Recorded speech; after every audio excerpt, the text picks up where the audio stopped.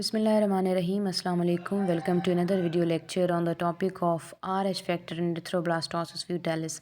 Basically हमने जब ABO blood group system discuss किया था तभी मैंने लेक्चर के एंड पे आपको कहा था कि इसका एक दूसरा पार्ट भी है जो कि थोड़ा सेपरेट है, दैट्स वाई हम उसको सेपरेटली डिस्कस करते हैं। वो RH फैक्टर है और इसी से रिलेटेड एक डिज़ीज़, एक डिसऑर्डर है जिसको हम एरिथ्रोब्लास्टोसिस फ्यूटालिस कहते हैं।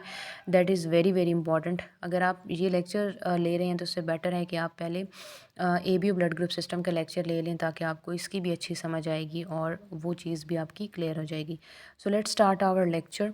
सबसे पहली बात तो ये है कि RH ब्लड ग्रुप सिस्टम है क्या। देखें, ABO ब्लड ग्रुप सिस्टम के अंदर हम ये चीज़ अक्सर कह रहे होते हैं ना कि ये पर्सन A पॉजिटिव है, ये पर्सन A नेगेटिव है, या ये पर्सन B पॉजिटिव है या B नेगेटिव है। तो वो जो पॉजिटिव और नेगेटिव के साइन होते हैं वो हम RH ग्रुप की बेस पर कह रहे होते हैं कि ABO ब्लड ग्रुप सिस्टम को और ज़्यादा स्पेसिफाई करने के लिए हम पॉजिटिव या नेगेटिव का साइन उसके साथ लगा देते हैं। तो ये जो पॉजिटिव और नेगेटिव का साइन होता है ना, ये बेसिकली प्रेजेंस और एब्सेंस ऑफ RH फैक्टर की वजह से होता है कि जिसके अंदर RH फैक्टर मौजूद होगा वो RH पॉजिटिव है यानी A पॉजिटिव, और जिसमें RH फैक्टर नहीं है तो वो RH नेगेटिव होगा यानी A नेगेटिव। ठीक है, तो ये RH का मतलब क्या होता है, ये रीसस मंकी यानी रीसस की वजह से कहते हैं, इसको रीसस फैक्टर कहते हैं क्योंकि सबसे पहले ये लैंडस्टीनर ने 1930 के अंदर जो है ये ऑब्ज़र्व किया था या डिस्कवर किया था मंकी के अंदर। अब RH फैक्टर जो है इसके 3 जीन होते हैं, ये चीज़ याद रखनी है कि इसके कितने हैं, 3 जीन है, C, D एंड E। यहाँ पे अगर हम बात करते हैं तो ज़ाहिर सी बात है कि D का अपना एक स्पेसिफिक लोकस है, ठीक है, C का अपना एक लोकस है, E का अपना एक लोकस है, यानी इन तीनों के अलग अलग लोकाए हैं। फॉर एग्ज़ाम्पल हम ये बात कर लेते हैं कि फॉर एग्ज़ाम्पल कि ये एक क्रोमोज़ोम है, ठीक है, तो यहाँ पर हम कह देते हैं कि इस पोजीशन पर जो है वो C का जीन मौजूद है, इस पोजीशन पर हम कह देते हैं कि जो है वो D का जीन मौजूद है, यहाँ पे हम कह देते हैं कि वो E का जीन है, ठीक है, यानी E जीन मौजूद है। तो इसलिए हम ये कह रहे हैं कि 3 जीन हैं और 3 डिफरेंट लोकस मौजूद हैं इनके क्रोमोसोम के ऊपर। लेकिन जहाँ पे हमने डिस्कस करना है D वाले को, बिकॉज़ D हमारे लिए सबसे ज़्यादा इम्पॉर्टेंट कैटेगरी के अंदर इंक्लूड होता है। अब D की जहाँ तक बात है तो उसके 2 अलील्स हैं, ठीक है, 2 अलील्स हैं।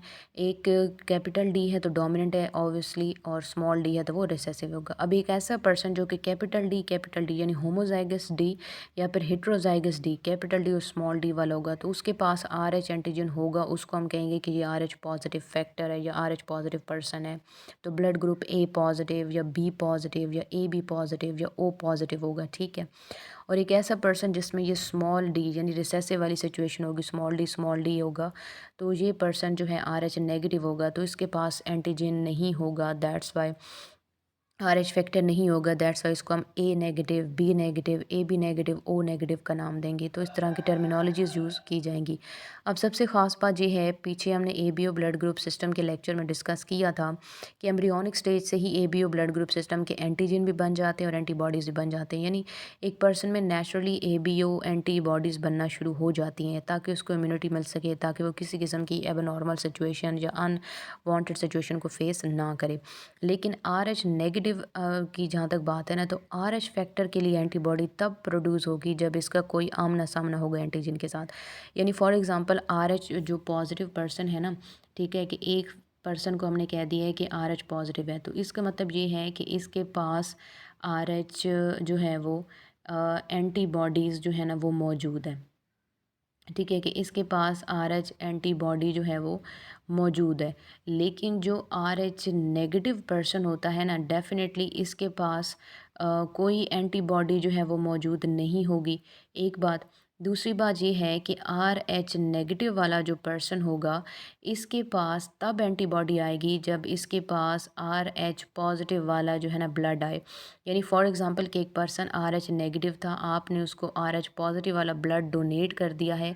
अब उसके ब्लड में जैसे ही ये पॉजिटिव फैक्टर जाएगा तब उसका सिस्टम जो है ना वो एंटीजन बनाना, एंटीबॉडी बनाना शुरू कर देगा। लेकिन ये चीज़ बहुत ख़तरनाक हो सकती है क्योंकि इससे उसके अपनी बॉडी को डैमेज हो सकता है या प्रॉब्लम बन सकती है। सो इस वजह से हम ये बात करते हैं कि अगर आप इस पर्सन की बात करते हैं जिसके लिए हम कह रहे हैं कि RH जो डोनर होता है ना, RH पॉजिटिव डोनर, ये इनकम्पेटिबल है RH नेगेटिव के लिए, क्योंकि ज़ाहिर सी बात है कि उसकी बॉडी में जैसे ही ये रॉन्ग ट्रांसफ्यूजन के थ्रू ब्लड गया, फ़ौरन से एंटीबॉडीज़ बनना शुरू हो जाएंगी, वो अपने ही एंटीजन को डिस्ट्रॉय कर देगा। ठीक है, अपने ही एंटीजन के अगेंस्ट अगर डिस्ट्रक्शन शुरू हो जाएगी तो उस पर्सन की तो डेथ हो सकती है।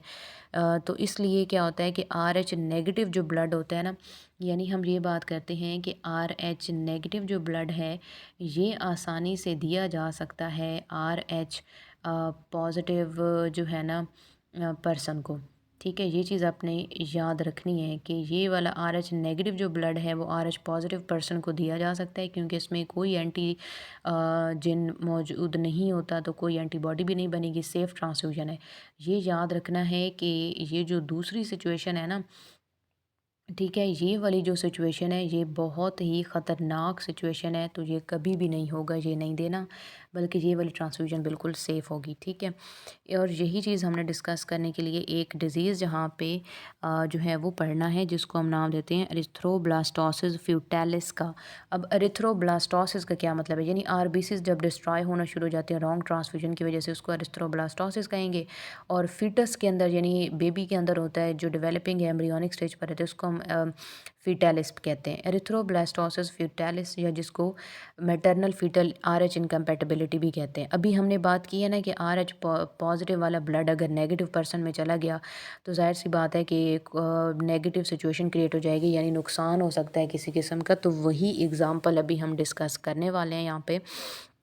बेसिकली होता ये है कि अगर एक RH नेगेटिव वीमेन जो है उसकी RH पॉजिटिव मैन से जो है ना मैरिज हो जाती है, और आफ्टर मैरिज जब वो कंसीव करती है तो ऑब्वियसली के पर्सन जो है, अगर वो कैपिटल D था यानी उसमें RH पॉजिटिव होमोजाइगस था या फिर हेट्रोजाइगस था, तो फिर भी ऑफ स्प्रिंग के पास क्या होगा कि चांसेस हैं कि वो RH पॉजिटिव होगा। जाहिर सी बात है कि मदर तो नेगेटिव है लेकिन फादर तो RH पॉजिटिव है ना, तो ऑफ स्प्रिंग RH पॉजिटिव ही निकलेगा।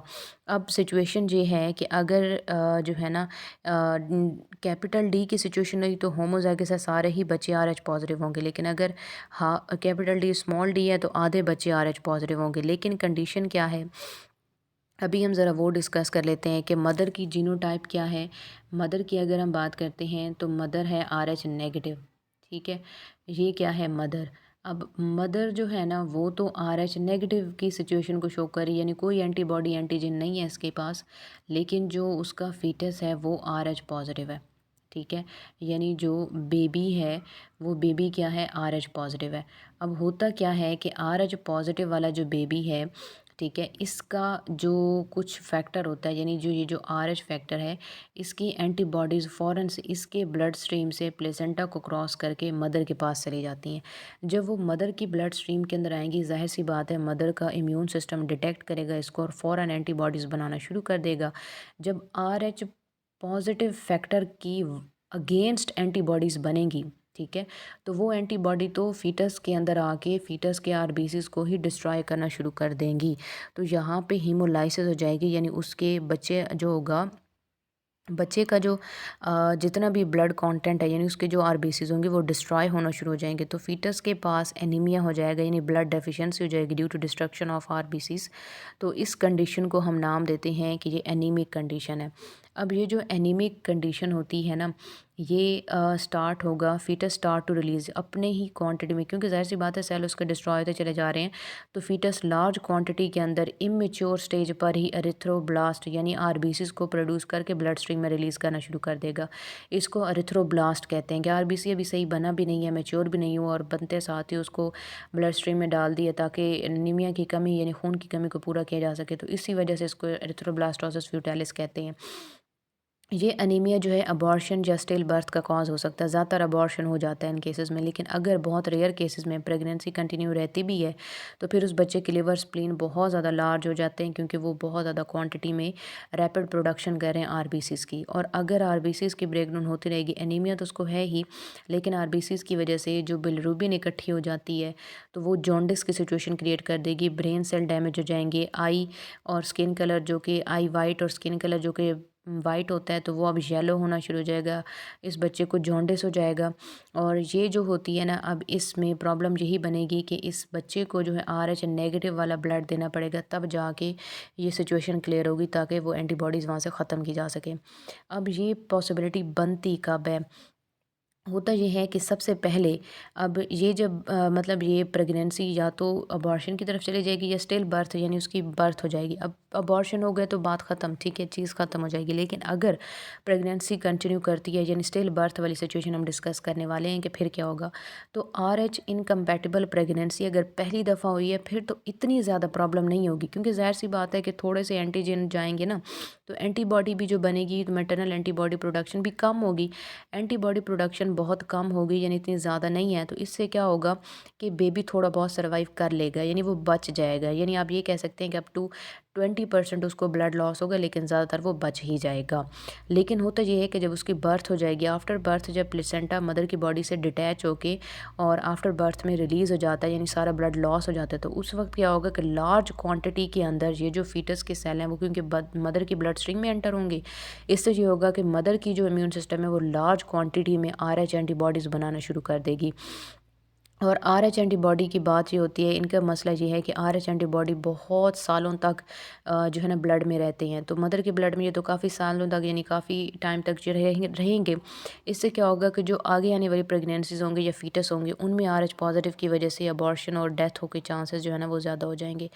तो होता ये है कि RH जो सेंसिटाइजेशन होती है ना RH नेगेटिव मदर की, ये अवॉइड की जा सकती है कि अगर डिटेक्ट हो जाए शुरू में ही, जैसे कि प्रेगनेंसी के पहले मंथ में ही अगर पता चल जाए कि बच्चा जो है वो RH पॉजिटिव है और मदर RH नेगेटिव है, तो ये एंटी सीरम दे दिया जाता है, यानी इंजेक्शन लगा दिया जाता है, ताकि जैसे ही बच्चे वाले जो RH पॉजिटिव एंटीजन हैं, यानी हम ये बात कर रहे हैं कि RH पॉजिटिव एंटीजन जो है ना, जैसे ही ये मदर की बॉडी के अंदर जाएगा, तो जो इंजेक्शन वाले एंटी सीरम है वो इसको डिस्ट्रॉय कर देंगे, ये सारे एंटीजन डिस्ट्रॉय हो जाएंगे, तो कोई सिचुएशन, कोई एंटीबॉडी नहीं बनेगी और safe and sound pregnancy continue रहेगी, डिलीवरी भी हो जाएगी।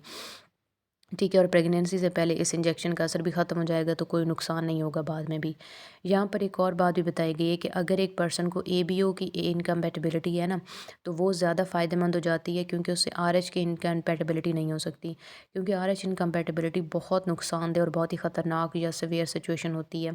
फॉर एग्ज़ाम्पल कि अगर मदर O नेगेटिव है, मिसाल के तौर पर, ठीक है, मदर O नेगेटिव है और जो उसका बेबी है ना वो A पॉजिटिव या B पॉजिटिव है, या AB में से कोई भी एक टाइप है मिसाल के तौर पे, तो होगा क्या कि मदर की ब्लड स्ट्रीम क्या है, O नेगेटिव है, ठीक है, यानी मदर के पास तो कोई एंटीजन है ही नहीं ना। लेट्स से फॉर एग्जांपल कि बेबी जो है वो A पॉजिटिव है, या फॉर एग्जांपल हमने कहा है कि वो B पॉजिटिव है। अब होगा क्या कि इसके अगर कुछ RBC मदर की बॉडी में चले भी जाते हैं, तो वहाँ पर क्योंकि A और B दोनों एंटीबॉडी मौजूद होंगे, तो अगर A वाला ब्लड हुआ बेबी का, तो इसको फ़ौरन डिस्ट्रॉय करके चीज़ यहीं ख़त्म कर देंगे। अगर B वाला ब्लड हुआ बेबी का, तो इसको फिर भी ख़त्म कर देंगे, यानी ये फिर सेफ़ ट्रांसफ्यूज़न हो जाएगी। तो इसलिए कहते हैं कि ABO की जो इनकम्पैटिबिलिटी है ना, वो सम टाइम बहुत फ़ायदेमंद हो जाती है इस तरह से, कि RH इनकम्पैटिबिलिटी यहाँ पर नहीं हो पाती है। That was the topic of RH incompatibility. ये अलग लेक्चर में इस वजह से समझाया ताकि आसानी से आपको इसकी समझ आए कि इसके बारे में हम क्या डिस्कशन करने वाले हैं। सो यहाँ से जो आपको शॉर्ट क्वेश्चन आ सकता है, that is what is RH blood group. तो ये क्वेश्चन आ सकता है, what is RH blood group. MCQs में पूछे जा सकता है कि इसके कितने जीन होते हैं या उनका पोजीशन क्या है, यानी 3 जीन हैं तो CD और E के नाम से, ठीक है, या कैपिटल D अगर होगा, या कैपिटल D स्मॉल d होगा तो RH पॉजिटिव है, स्मॉल d RH नेगेटिव होता है। तो इस तरह से ये MCQs भी आ सकते हैं। दूसरा आपको क्वेश्चन जो कि बहुत इंपॉर्टेंट है, what is maternal foetal incompatibility, या ये भी पूछा जा सकता है व्हाट इज़ एरिथ्रोब्लास्टोसिस फ्यूटालिस। तो ये आपको शॉर्ट क्वेश्चन में शॉर्ट करके लिखना पड़ेगा, या किसी लॉन्ग क्वेश्चन के पार्ट के तौर पर भी 3 नंबर का आ सकता है या 4 नंबर का भी आ सकता है, व्हाट इज़ एरिथ्रोब्लास्टोसिस फ्यूटालिस। तो ये बहुत इंपॉर्टेंट है, क्योंकि ये लॉन्ग के पार्ट के तौर पे भी आ सकता है, अच्छी खासा मटेरियल है इसका। तो ये आपने बहुत अच्छी तरह से याद करना है कि ये काफ़ी इंपॉर्टेंट है। जब ये आप याद कर लेंगे, आपको समझ आ जाएगा, तो आर एच फैक्टर वाली बात भी आपको आसानी से समझ आ जाएगी। तो यहाँ से आपके 3 शॉर्ट क्वेश्चन और एक इम्पॉर्टेंट लॉन्ग क्वेश्चन का पार्ट जो है यहाँ से वो बन सकता है और बनते भी हैं। सो इसको ज़रूर प्रैक्टिस कीजिएगा, प्रिपेयर कीजिएगा। अगर आप इस चैनल पर न्यू हैं तो वीडियो के लाइक और चैनल को सब्सक्राइब कर लीजिएगा, ताकि आपको अपकमिंग लेक्चर्स जो हैं वो मिलते रहें और आप इसी तरह से अपनी प्रिपरेशन करते रहें। आप short question, long question, MCQs note करते रहें। Till the next video lecture, wish you all the very best and good luck.